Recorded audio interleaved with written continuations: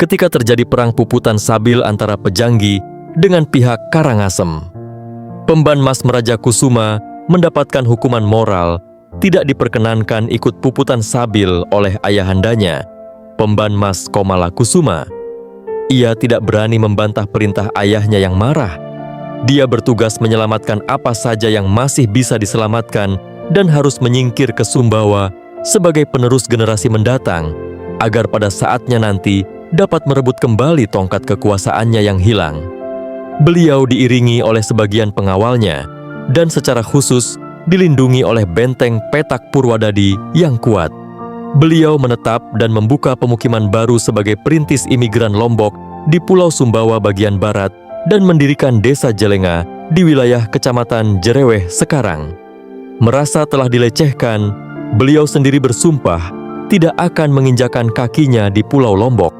Tetapi beliau mempersiapkan generasi penerusnya, Pemban Penganten Purwadadi, sebagai putra mahkota pada generasi ke-11. Dia dinobatkan sebagai raja dalam pengasingan didampingi oleh adiknya, Dene Laki Mas Orpa, dan saudara dari Selir, Raden Nune Ratmaja Tember. Setelah kerajaan Purwadadi sebagai benteng terakhir Pejanggi dapat dihancurkan oleh Karangasem dan Banjargetas, para prajurit melarikan diri ke hutan-hutan sekitarnya. Sebagian lagi menyusul ke Sumbawa. Merasa sudah mapan, pihak Karangasem merasa curiga atas perkembangan Banjargetas. Mereka mengetahui bahwa dendam Pejanggi lebih besar kepada Banjargetas daripada Karangasem sendiri. Maka mereka pun mengirimkan utusan untuk mempersilahkan Pemban Penganten Purwadadi kembali ke Lombok dengan syarat mau menjalin hubungan baik dengan Karangasem, dan bila suatu saat diperlukan bersedia untuk bersama-sama menghadapi Banjargetas. Pada mulanya Pemban Penganten Purwadadi menolak rencana tersebut. Akan tetapi, mengetahui mulai adanya persaingan antara Banjargetas dengan Karangasem, maka secara diam-diam beliau mengirimkan para pengiringnya, termasuk ibu tirinya, dengan membawa serta Raden Nunaratmaja Tember yang masih kecil sebagai lambang dan wakil sementara. Mereka mengambil tempat di Gawah Pengkali Tanah, di seberang kali utara Purwadadi.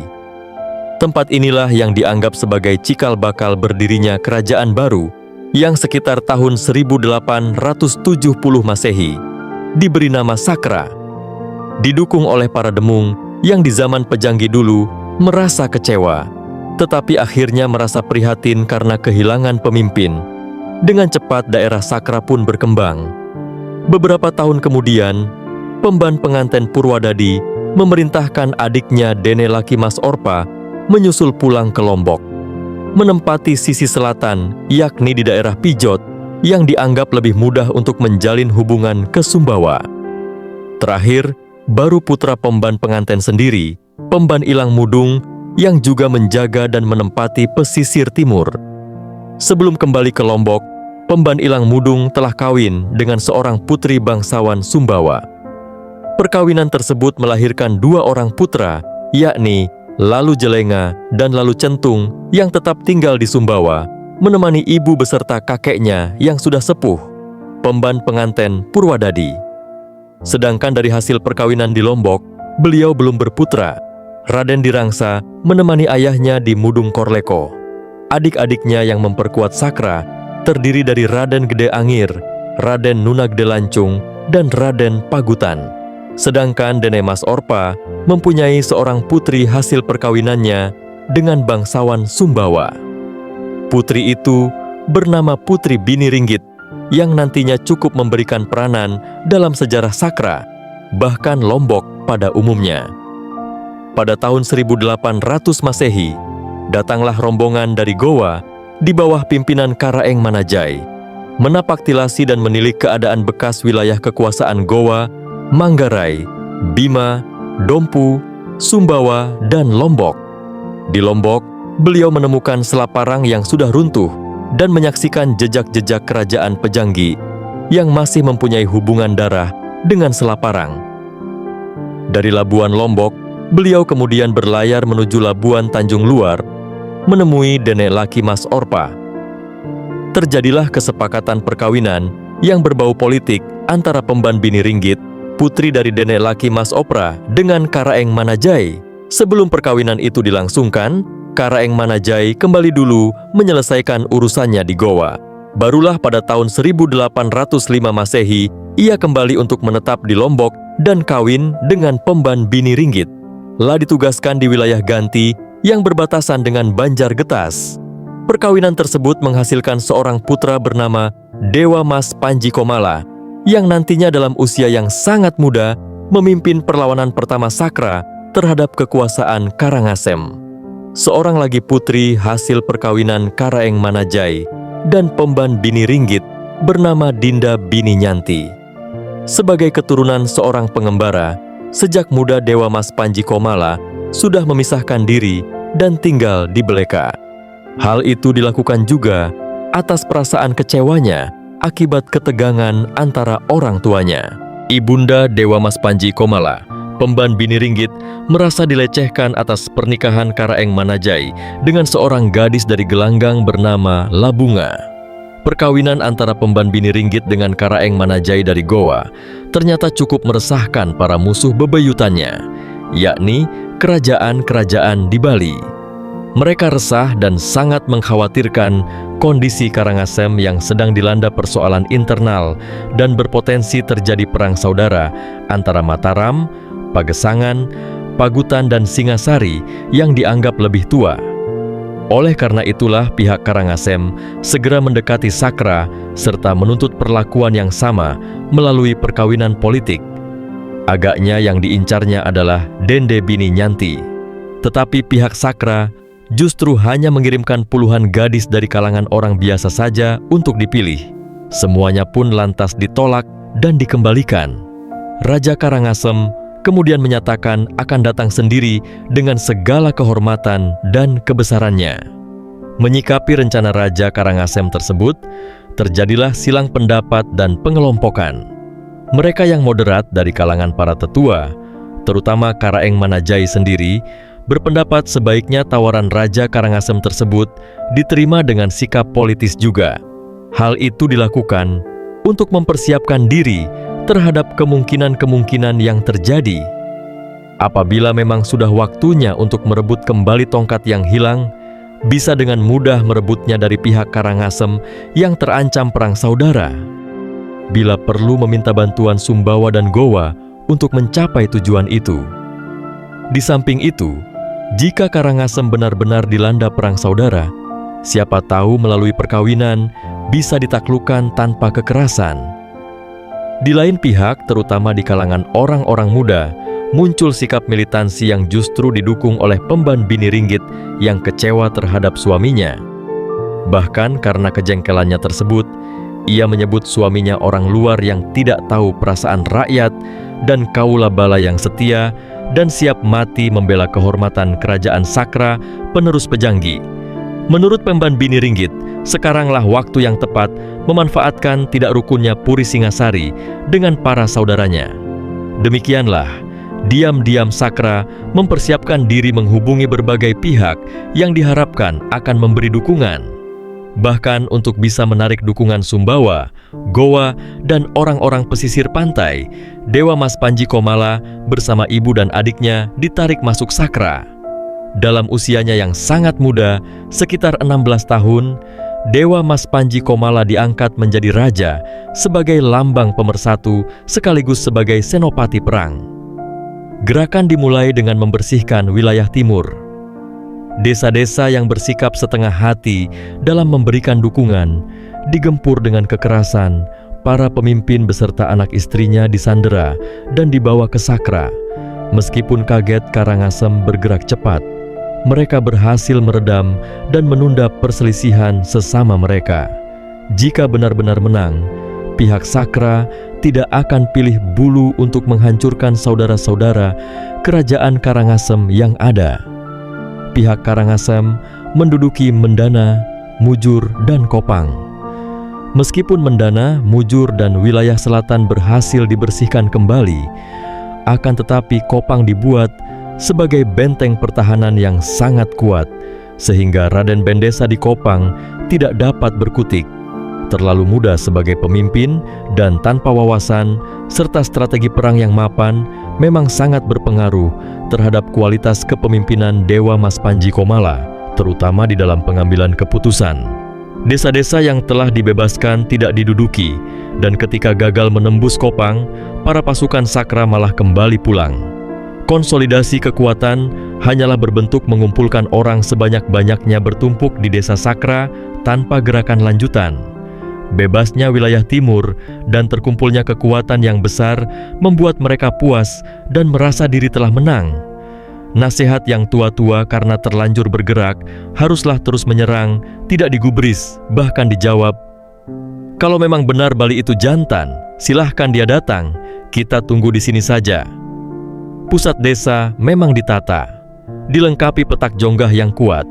Puri yang ada sebelumnya diperbaiki, begitu pula tempat tinggal Ibu Suri Pemban Bini Ringgit bersama sang Raja Dewa Mas Panji Komala. Memang benar, Dewa Mas Panji Komala mempunyai harisma yang sangat kuat, berwibawa dan pemberani, namun cenderung nekat tanpa perhitungan. Terpaksalah yang tua-tua bergerak sendiri dengan kekuatan terbatas mengusir kelompok-kelompok kecil prajurit Karangasem yang masuk mengganggu desa-desa yang telah dibersihkan. Gangguan-gangguan itu merupakan strategi yang tepat agar Sakra terus sibuk, sementara Karangasem mempersiapkan diri untuk serangan balik yang mematikan. Sebaliknya di pihak Sakra malah merasa puas, sibuk berpesta pora mabuk-mabukan. Beberapa kali serangan besar yang dicoba Karangasem memang selalu dapat dipatahkan, tetapi mereka tidak tahu bahwa pihak Karangasem sedang mempersiapkan diri. Dengan prajurit yang lebih teratur dan profesional, serta dilengkapi dengan taktik dan strategi yang cukup jitu, Karangasem menyadari, kendati pun Sakra yang semula hanya daerah kecil di wilayah kekuasaannya, akan tetapi memiliki ketangguhan yang lebih dibandingkan Pejanggi. Sakra sangat solid, merupakan pedalaman tunggal dan tidak memiliki pedalaman lain di bawahnya. Oleh karena itu, wilayahnya sangat utuh. Maka tidak mudah mengalahkan Sakra dengan kekuatan konvensional. Dengan demikian, Karangasem benar-benar mempersiapkan diri. Berbagai perlengkapan senjata seperti bedil dan kapal dengan nama Sri Cakra dan Sri Mataram dibeli dari Singapura. Selain itu, untuk menambah kekuatan, didatangkan pasukan dari Karangasem dan Kelungkung. Karangasem memerlukan persiapan sekitar 3 tahun untuk dapat melawan Sakra sambil melancarkan serangan-serangan kecil ke wilayah Sakra. Seolah-olah hanya kekuatan kecil itu yang dimiliki Karangasem. Hingga saat itu pun tiba. Serangan balik dilancarkan oleh Raja Muda Mataram, anak agung gede Karangasem. Satu demi satu desa diserang oleh Karangasem yang dilengkapi senjata bedil. Tiap desa yang dilalui penduduknya dipaksa menjadi tameng. Sebagai prajurit profesional, mereka tidak langsung menusuk ke jantung pertahanan Sakra, melainkan menggelar strategi sapit urang untuk mengepung Sakra. Setelah melalui Rarang, Suradadi, Padamara, maka pangkalan di Kopang dipindahkan ke Masbagi. Setelah itu, menaklukkan Penedegandor, mereka pun memasuki wilayah Surabaya. Meskipun Pesiraga Perkanggo Surabaya yang perkasa itu melakukan perlawanan yang gagah berani, akan tetapi tidak berdaya menghadapi pasukan yang lengkap bersenjata bedil. Keadaan itu memaksa Pesiraga masuk Sakra. Lokasi desa Sakra memang dipilih dengan pertahanan dikelilingi oleh kali yang dalam di sebelah timur, sisi selatan dan barat. Sedangkan di sebelah utara berderet bukit-bukit sebagai benteng alam. Pasukan dari Kelungkung setelah menyapu Mujur, Ganti dan Beleka maju terus melalui Jerowaru dan Mendana. Lalu berhenti berkemah di sebelah barat Kali Palung yang dalam. Di sebelah timur tepatnya di Bukit Selong, berkemah para prajurit Pagutan dan Pagesangan. Barulah kemudian pasukan induk menduduki bukit-bukit di sebelah utara untuk perang urat saraf di malam hari dengan menggelar pesta dan mendatangkan penari joget. Anak agung gede Karangasem menerapkan strategi gelar perang Garuda Ngelayang. Para prajurit tameng yang terdiri dari orang-orang Sasak mereka juga ditugaskan untuk terus-menerus membuat gangguan dengan serbuan setiap hari. Pengepungan yang berbulan-bulan tanpa serangan besar-besaran benar-benar menyebabkan prajurit Sakra menjadi frustasi. Orang Sakra yang tidak mengerti strategi perang merasa tak habis pikir ketika siang dan malam pihak Bali terus-menerus menembakkan bedilnya, pipian langit, dan ditertawakan sebagai orang kaya yang membuang-buang mesiu. Mereka tak mengerti strategi perang urat saraf, sementara bantuan yang diharapkan dari Gowa dan Sumbawa tak kunjung datang karena kurang koordinasi. Akhirnya, prajurit Sakra tak punya pilihan lain kecuali keluar mengamuk tanpa aturan melawan prajurit-prajurit Sasak sendiri yang dipergunakan sebagai tameng hidup oleh prajurit Bali. Sementara orang Bali sendiri berada pada barisan belakang mempergunakan senjata lengkap. Pada pertempuran tersebut, Raden Nuna Gedelancung beserta saudaranya gugur di sisi barat. Sementara di sebelah timur yang dipertahankan oleh Raden Benta, Raden Mombek, dan Raden Bentabonter juga mengalami nasib yang sama. Begitu pula dengan pasukan induk di sebelah utara, meskipun mampu merobohkan begitu banyak prajurit-prajurit Bali, akan tetapi juga mengalami nasib yang sama. Setelah banyak prajurit-prajurit tangguh Sakra yang tewas, barulah prajurit-prajurit Bali maju dan memasuki Sakra dengan membawa perlengkapan senjata lengkap. Puri yang hanya tinggal dan dipertahankan oleh Pesiraga juga jebol dan diratakan dengan tanah. Seluruh bangsawan Sakra mati, kecuali para kanak-kanak yang sebelumnya telah diungsikan ke Korleko. Pesiraga sendiri tewas, sementara Raden Biniringgit menyiapkan pusakanya dan untuk pertama kalinya meminta ampun kepada suaminya sebelum puputan Sabil. Raden Biniringgit meminta bantuan pada suaminya untuk menyelamatkan anaknya yang masih bertempur di dalam desa. Akan tetapi, Kareng Manajai menemukan putranya sudah tewas. Pemban Biniringgit karena sudah sepuh dan tua gagal puputan Sabil, dengan mudah ia ditangkap dan ditahan sebagai sandera yang sangat berharga di Taman Kelepug Mayura dan didampingi oleh anak tirinya. Perang Sakra ini berlangsung pada tahun 1824 hingga 1828 Masehi meluluh lantakan Sakra. Perang ini disebut Presak. Kerajaan Sakra dianggap runtuh dan hanya berumur 50 tahun, terhitung sejak 1780 Masehi hingga 1828 Masehi.